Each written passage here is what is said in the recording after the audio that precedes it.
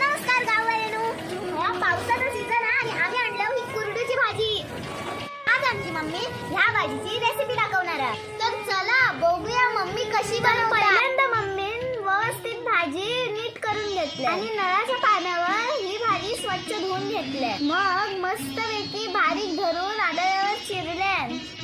तर आता कढईत जरासं तेल ओतून ह्याची फोडणी देऊया. त्या भाजीपेक्षा माका या फोडणीचा आवाज जाम आवडतात. तर आता ही फोडणी मस्तपैकी शिजत देऊया. आता कांदा वगैरे सगळं शिजलेला असा आणि मम्मी आता ह्याच्यात भाजी टाकता. थोडंसं मीठ टाकून ती भाजी ढवळून घ्यायची.